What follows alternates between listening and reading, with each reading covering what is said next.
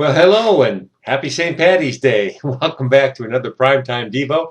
My name is Dwayne Matz. We're continuing to go through this portion of Second Timothy chapter 3, word by word, as we look at these kinds of behaviors that are going to be affecting the church in the last days. And we've been in the last days ever since Jesus ascended into heaven, and we're going to be in the last days until he returns. Now, today, from Second Timothy 3, verse 3, we're going to look at the idea that men will be unloving. Unloving.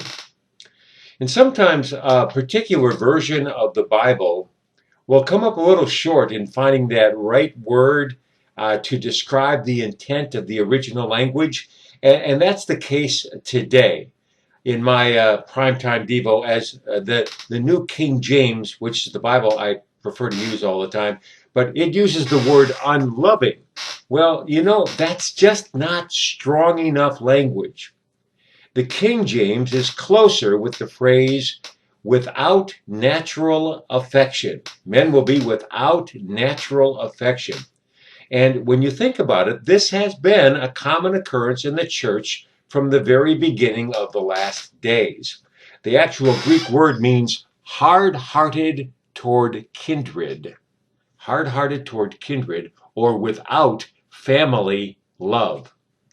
Now, we should not be too surprised by this turn of events in the church. Micah predicted it in the Old Testament. In Micah 7:6, we read, "For son dishonors father, daughter rises against her mother, daughter-in-law against her mother-in-law. A man's enemies are the men of his own household." And Jesus predicted it in the New Testament, in Matthew, Luke, and Mark. From Mark 13:12, he said, "Now brother will betray brother to death, and a father his child, and children will rise up against parents and cause them to be put to death, and you will be hated by all for my name's sake. But he who endures to the end shall be saved." Now, I don't believe we've experienced this kind of deadly unlovingness, deadly persecution in America yet. But certainly we've heard the accounts in other places as kindred turn against kindred when one or the other professes faith in Jesus Christ.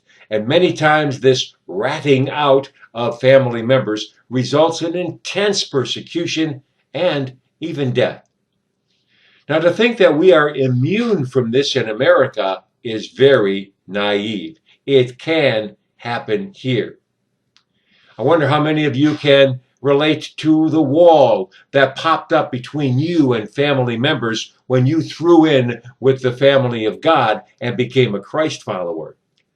Suddenly you were no longer fun to be around with, and with all this talk about the necessity of being born again. Keep your religion to yourself and leave me alone. And I wonder how many walls are being built as more and more of our children buy into and start accepting the ungodly behavior patterns of the world.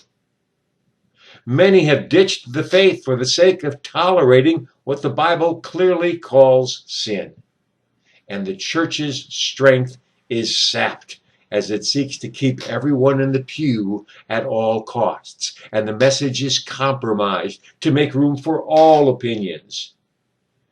Hey, it's not easy to stand fast in the face of this kind of unloving, familial peer pressure. But stand we must, and pray we must, that we continue to speak the truth in love and persevere in the faith through it all. Well, that's all the time we have for today. God bless you. Thank you much for listening. Remember, Jesus loves you. Tell your face about it.